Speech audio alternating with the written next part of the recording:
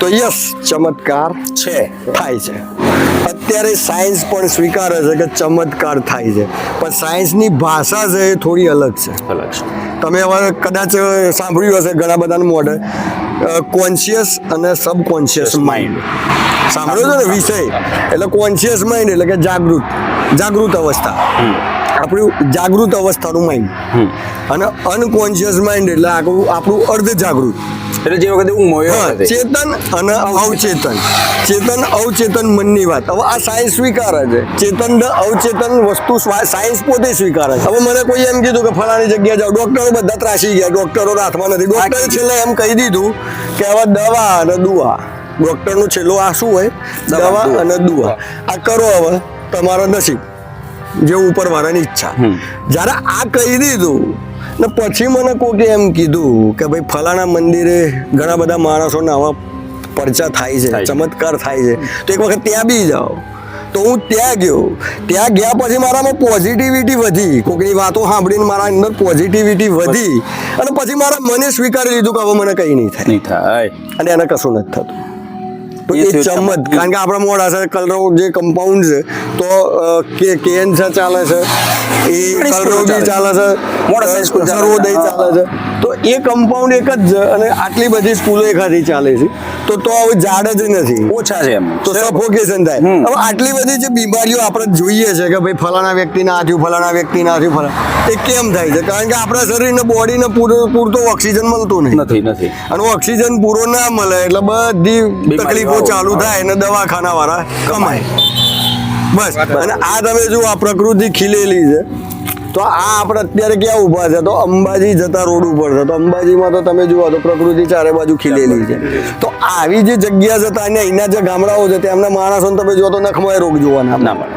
અને આપણે બાળકો જ્યાં ભણે છે ત્યાં તકલીફ એટલી બધી છે કે બાળકોની અંદર ઓક્સિજન પૂરો મળતો નથી, એટલે માનસિક બીમારીઓ, એ ડિપ્રેશનમાં આવી જાય, કંઈ પણ તમે બોલો તો ચીડિયું થઈ જાય, ગુસ્સો કરે, કારણ વગરનો લોડ લે. આ બધી તકલીફો જે છે ને વાલીઓને દેખાતી. કહેવાય છે કે ભાઈ સ્વામી વિવેકાનંદ હતા, એમનું 3% મગજ કામ કરતું હતું. બરાબર, આ સાયન્સે સ્વીકાર્યું છે. મોદી સાહેબનું કેટલા ટકા કામ કરે છે એ પણ સાયન્સે સ્વીકાર્યું છે. આપણે બિલ ગેટ્સનું કેટલું ચાલતું હતું એ પણ સાયન્સે સ્વીકાર્યું છે. તો 3% જો માઇન્ડ ચાલતું હતું, અવચેતન મન, એમાં ખાલી આમ ચોપડી પકડીને ખાલી આમ પન્ના ફેરવી નાખે તો આખી ચોપડી યાદ રહી. બરાબર. આ આપણી સામે દાખલાના નંબર હાથે, કયા ફકરામાં છે એના હાથે, કઈ લીટીમાં. અને અત્યારે ભણેલો ગણેલો યુગ છે, એટલે આપણે કહીએ કે ભાઈ આમ થયું એટલે કે આવું તો થતું હશે. એટલે કેમ ના થાય? તું સાયન્સ વાંચ. તારા અત્યારે હવે એક વસ્તુ છે, મોબાઈલની અંદર બીજી બધી વસ્તુઓ જોવી છે. આપણા જેવા વિડીયો છે તો નહીં જુએ, પણ સરસ મજાના બીજા ગાયનો જોશે, નાના શોર્ટ જોશે, જેનો કોઈ મતલબ નથી. એવું બધું જોશે, પણ આવી બધી વાતો ને આવી બધી વસ્તુઓ જે છે એ નહીં જુએ.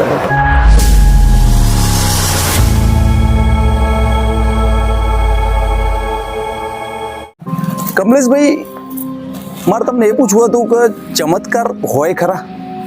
ચમત્કારો હોય ને, તમારા જોડે ઘટ્યો છે એવો ચમત્કાર કોઈ દિવસ, કે કોઈના ઘરની અંદર કે કોઈના જોડે ચમત્કાર બન્યો હોય એવું? પેલા તો આપણા બેન વચ્ચે ચમત્કાર બન્યો. આપણો તો બન્યો જ. હા, આપણો તો એ દિવસ ચમત્કાર બન્યો જ આપણે બેન, અને એ જોરદાર ચમત્કાર બન્યો. અને આપણા જોડે જે હતા એમના જોડે ચમત્કાર થયો.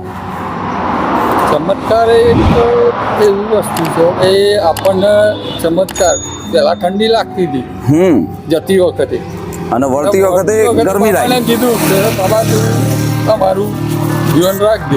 તો બાબાએ ખરેખર હીટર ચાલુ કર્યું એવું અહેસાસ. 100% એવું તો થયું હતું. બરાબર.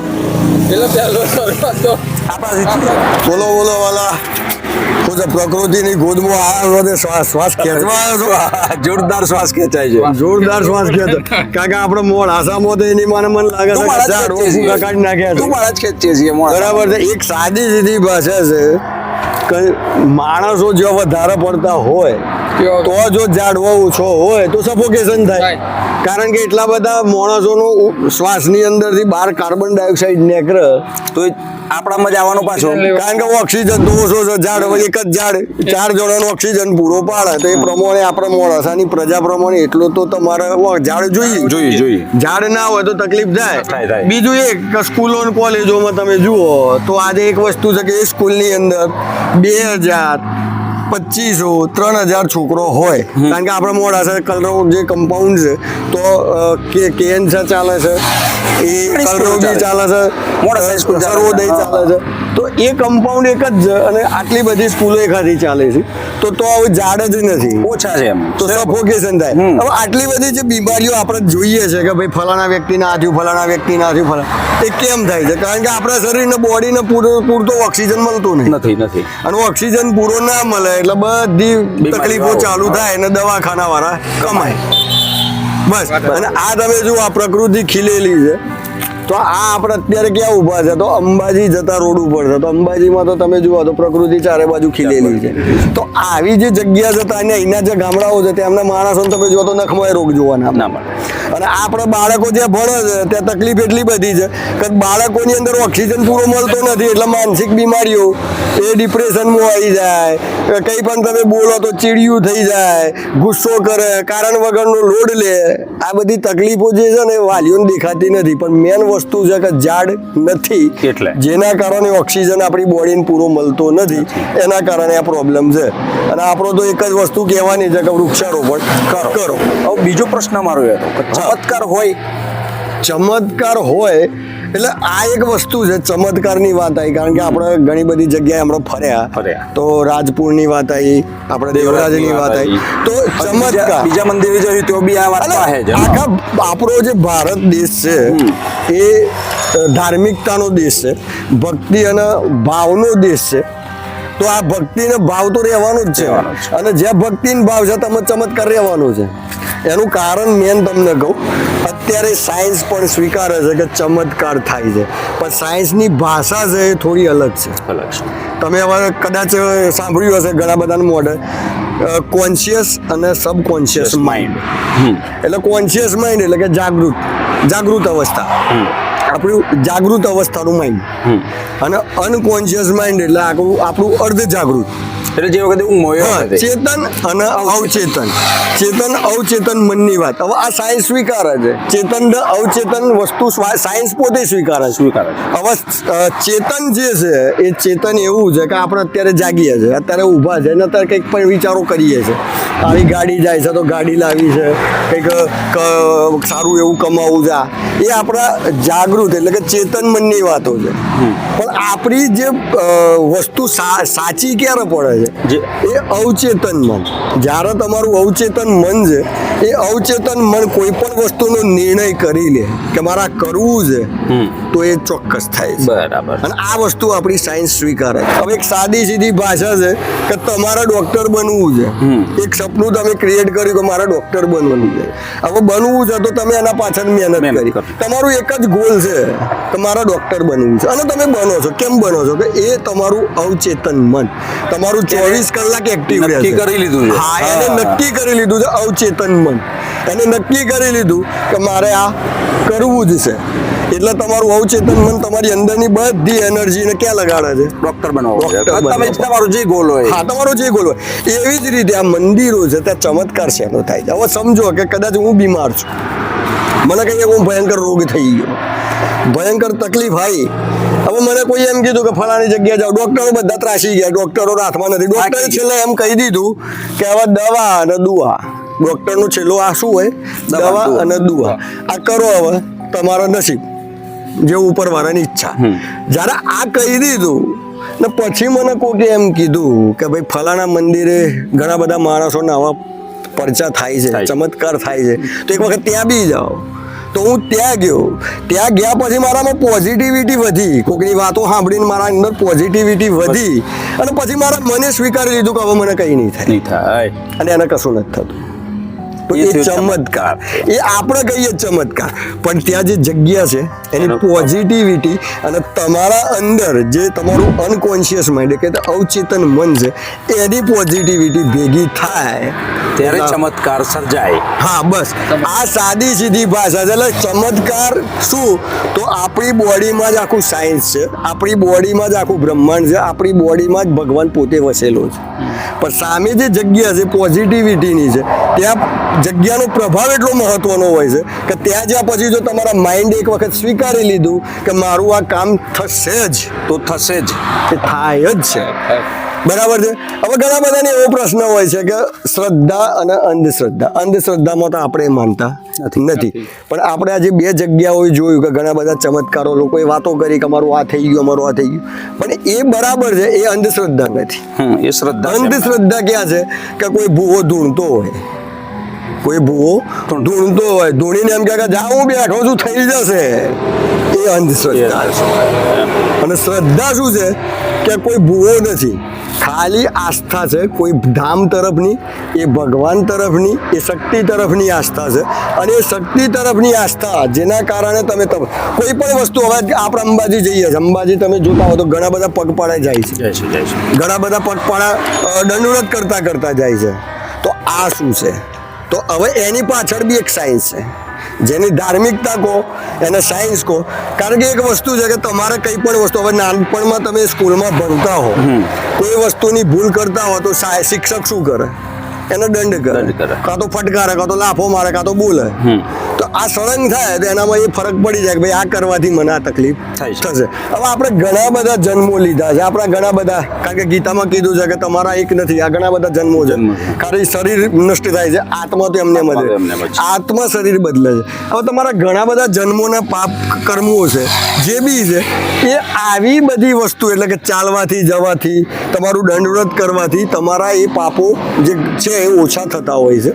અને આ વખતે તમે કોઈ પણ વસ્તુથી પીડાવશો, અને કોઈ પણ વસ્તુની પીડાવાથી કે સમજો કે અંબાજી ગયા, અંબાજી માતાજી આગળ બેઠા કે માં મારું આ કામ છે તું પતાવી દે તો હું આ તારા ચરણે ચાલતો આવીશ. આ એક ભાવના, મેં તમને જે કીધું કે અવચેતન મન, અવચેતન મનના હૃદયના અંદરથી, અવચેતન મનથી અને માતાજીને પ્રાર્થના કરી, અને માતાજીને એને એમ કીધું કે માં મારું આ થશે, એટલે એ અવચેતન મનની વાત છે. અને થાય કારણ કે જગ્યાનો પ્રભાવ અને એની અંદરની પોઝિટિવિટી બંને ભેગી થઈ એટલે ચમત્કાર થયો. અને ચમત્કારના કારણે પછી પેલા એ જે નક્કી કર્યું એ પ્રમાણે ચાલતો આવે, દંડવ્રત કરતો આવે, એટલે આપણને કહે કે ભાઈ બાધા પૂરી થઈ ગઈ. આ સાદો સીધો આપણા લોકોનો, એટલે કે આપણે જનરલી જે પબ્લિક છે એની આ ભાષા છે, એની આ ભાષા છે કે ચમત્કાર થયો. પણ ચમત્કાર એટલે શું છે? તો આ એક જ છે, એના પાછળ પણ એક સાયન્સ જ છે. ચમત્કાર થાય છે, કોઈ પણ વ્યક્તિ એમ કે ભાઈ આ ધામમાંથી મને આ ચમત્કાર થયો, યસ થાય જ છે. કેમ? કારણ કે તમારું અવચેતન મન જાગૃત છે, એ જ એની એટલી બધી તાકાત છે. કહેવાય છે કે ભાઈ સ્વામી વિવેકાનંદ હતા, એમનું 3% મગજ કામ કરતું હતું, બરાબર? આ સાયન્સે સ્વીકાર્યું છે. મોદી સાહેબનું કેટલા ટકા કામ કરે છે એ પણ સાયન્સે સ્વીકાર્યું છે. આપણે બિલ ગેટ્સનું કેટલું ચાલતું હતું એ પણ સાયન્સે સ્વીકાર્યું છે. તો 3% જો માઇન્ડ ચાલતું હતું અવચેતનમાં, એમાં ખાલી આમ ચોપડી પકડીને ખાલી આમ પન્ના ફેરવી નાખે તો આખી ચોપડી યાદ રહી હતી. બરાબર? આ આપણી સામે દાખલાના નંબર હાથે, કયા ફકરામાં છે એના હાથે, કઈ લીટીમાં. તો આ શું હતું? તો અવચેતન. અને આજે સાયન્સ સ્વીકારે છે કે આ ચમત્કાર થાય છે, આના કારણે થાય છે. એટલે દુનિયામાં જ્યાં પણ ધામ છે, જ્યાં મંદિરો છે, જ્યાં મોટી મોટી તાકાતો બેઠી છે આપણી ચમત્કાર થાય છે, ત્યાં સાયન્સ છે, અને સાયન્સ છે ત્યાં ચમત્કાર છે. ધર્મની સાથે સાયન્સ જોડાયેલું છે. હવે એક વસ્તુ છે કે અહીંયા ઘણા બધા દેવી દેવતાઓ આપણે જોતા હોઈએ કે કોઈક માતાજીનું સ્વરૂપ છે, વાઘ ઉપર સ્થિત છે, કોઈક મગર ઉપર છે, કોઈક શિવજીના ગળામાં સાપ છે, નાગ. તો એની પાછળનું મેઇન કારણ શું હતું? કે આપણો દેશ ધાર્મિકતાનો દેશ છે, આપણો દેશ બધા જીવોને સાથે લઈને ચાલવા વાળો દેશ છે. એટલે એની ભગવાન જોડે એને જોડી દીધું, જેથી કરીને એમની રક્ષા થાય. ને કે માણસ તો એટલો વિચિત્ર છે કે કંઈ પણ દેખાય તો મારીને ખાઈ જાય, પણ એને ભગવાન જોડે, આસ્થા જોડે જોડવામાં આવ્યું, એટલે એના કારણે આ પ્રકૃતિની રક્ષા થાય. હવે આપણો મેન કોન્સેપ્ટ છે ચમત્કાર. હું પણ નથી માનતો કે કોઈ અંધવિશ્વાસ આપણે ફેલાઈએ, પણ આ સાયન્સ સ્વીકારે છે કે અવચેતન મન ને ચેતન મન, આ બે તાકાતો એવી છે કે તમારું ગમે તેવું કામ પાર પાડે. અને અમારી આ જે અવચેતન ને ચેતનની વાત છે, એ જો કોઈ સાયન્સ ખોટી સાબિત કરી શકે તો અમને કહેજો. કારણ કે અમે તો આટલું જાણ્યું છે કે ભાઈ સાયન્સ પોતે હવે સ્વીકારે છે. પહેલની વાત એવી હતી કે આપણે એક જગ્યાએથી બીજી જગ્યાએ કોઈની જોડે વાત કરવી હોય તો પહેલાં પદ્ધતિ હતી કે લોકો આપણા સંત મહાત્માઓ આંખો બંધ કરીને બેસીને વાત કરી લેતા. હવે એ વખત અત્યારના બાળકને કીધું હતું એવું થાય. તો જ્યારે ટેલિફોનની શોધ નથી ત્યારે આવું કહેતા હતા, પણ જ્યારે જેને ટેલિફોનની શોધ કરી એનું અવચેતન મન એની અંદર જાગૃત થયું અને એને કંઈક નવો આવિષ્કાર કરવાનું વિચાર્યું. તો આજે તમે જુઓ, આજે પ્લેન બરાબર છે. આપણે વિચાર્યું હતું પેલા લોકો ગરડાઓ બધા ચાલતા અને ગાડો લઈને જતા હતા. આજે અંબાજી આવવું હોય તો 3 દિવસ થાય આપણને સમજો રેગ્યુલર ચાલતા આવીએ તો. આજે ગાડીમાં બેસીને આયા 2 કલાકમાં અંબાજી. તો આ ગાડી છે ચમત્કાર છે. ચમત્કાર છે. બરાબર 100%. પ્લેન છે ચમત્કાર ચમત્કાર છે. કારણ કે કાલ્પનિક શક્તિ હતી જ્યારે બી માણસને આ બનાવવાનું શરૂઆત વિચાર્યું, થઈ એ વખતે તો કાલ્પનિક જ હતું. કાલ્પનિક હતું. તો આ કાલ્પનિકને હકીકતમાં રૂપાંતર કોને કર્યું? તો ચમત્કાર અને અવચેતન મને અવચેતન કે હું શું કરું બસ તો આગળ આ વસ્તુ થાય. થાય. એટલે આ બધી અત્યારે તમે જુઓ કે આપણે ભાઈ દેવી દેવતાઓના પિક્ચરો જોઈએ છે કે સિરિયલો જોઈએ છે, તો એની અંદર ભગવાન આમ કરીને આમ ખાલી આમ હાથ કરો તો સામે કહો તો ડુંગર કે ભીત હોય પડી જાય. બરાબર છે. કોઈ સાધ વસ્તુ હોય તો પડી જાય. તો અત્યારે એના સાયન્સે નામ આપ્યું છે ટેલકિનેસિસ. તમે ઘણા બધા વિડીયો છે ટેલકિનેસિસ કરીને તમે કરજો.